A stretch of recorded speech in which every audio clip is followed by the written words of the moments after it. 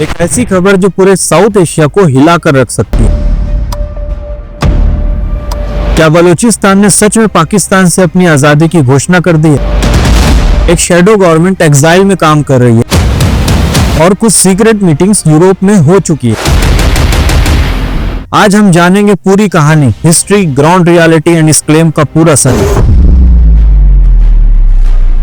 बलूचिस्तान कोई आम सूबा नहीं है। ब्रिटिश इंडिया के जमाने में भी ये एक सेमी प्रिंसली स्टेट हुआ करता था जिसका नाम था कलात स्टेट। कलात स्टेट जो बलूचिस्तान का एक सेंट्रल हिस्सा था, इनिशियली आजादी चाहता था। 1947 में जब भारत और पाकिस्तान आजाद हुए, कलात के खान ने पाकिस्तान में शामिल होने से मना कर दिया। 25 मार्च 1948 को पाकिस्तान आर्मी ने कलात पर कंट्रोल ले लिया। खान ऑफ कलात ने मजबूरी में मर्जर साइन कर दिया, लेकिन उनका बेटा प्रिंस सुलेमान दाऊद आज भी बलूचिस्तान में है और बलूचिस्तान की आजादी की लड़ाई का मुखिया बन चुका है। इसी पॉइंट से शुरुआत होती है बलोच नेशनलिस्ट मूवमेंट की। कुछ लीक्ड CIA डॉक्यूमेंट्स के मुताबिक 1950s में यूएस ने भी बलोच सेपरेटिस्ट को सीक्रेटली सपोर्ट करने का विचार किया था, क्योंकि बलूचिस्तान ईरान और USSR के बीच स्ट्रेटेजिक पॉइंट पर था। बलूचिस्तान में 1948 के बाद से अब तक 5 अलग अलग रिबेलियन ग्रुप बन चुके हैं, लेकिन हर दफा पाकिस्तान आर्मी ने उनको क्रैक डाउन कर दिया, जिसमें सबसे मशहूर नाम Baloch liberation army BLA, Baloch republican army BRA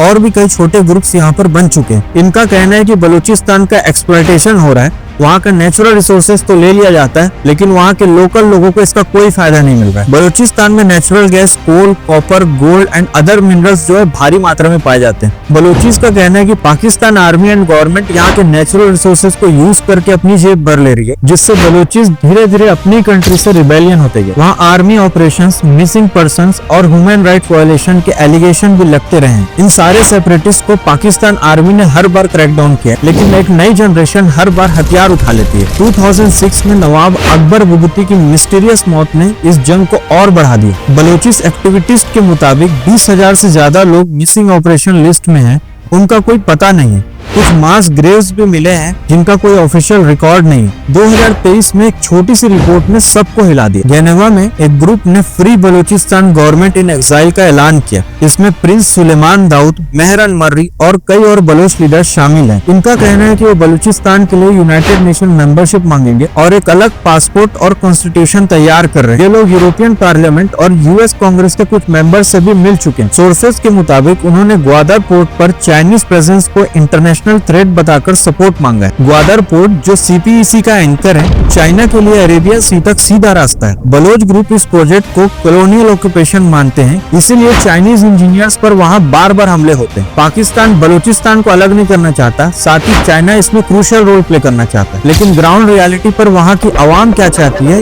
ये इम्पोर्टेंट क्वेश्चन। वहाँ के कुछ लोग कहते हैं हमें आजादी नहीं, इंसाफ चाहिए। जॉब्स, स्कूल्स, हॉस्पिटल्स और रिस्पेक्ट, ये उनकी मांगे। वहीं कुछ लोग कह रहे हैं ये मुल्क हमें कभी अपना नहीं समझा, हमें आजाद छोड़ दो। कई बलोच लोग आज भी अफगानिस्तान और ईरान के रेफ्यूजी कैंप्स में रह रहे हैं। अपने ही देश में वो पराये बन चुके हैं। रिसेंट सोशल मीडिया की रिपोर्ट्स के मुताबिक कुछ सेपरेटिस्ट लीडर्स ने एक्साइल में बलोच रिपब्लिक बनाने की बात की है, लेकिन ग्राउंड रियलिटी कुछ और कहती है। पाकिस्तान की सरकार ने इस घोषणा को फेक और प्रोपेगेंडा बताया। यूनाइटेड नेशन या किसी इंटरनेशनल फोरम ने भी अभी तक इस आजादी को रिकॉग्नाइज नहीं किया। बलूचिस्तान के कुछ लोग आजादी चाहते हैं, कुछ लोग चाहते हैं डेवलपमेंट, लेकिन साथ ही कई लोग सिस्टम से इतने निराश हो चुके हैं कि उन्हें लगता है कि आजादी एक रास्ता है। क्या आपको लगता है पाकिस्तान इस सिचुएशन को संभाल सकता है या एक नई कंट्री वर्ल्ड मैप पर उभरने वाली? कमेंट सेक्शन में बताएं। शब बखैर।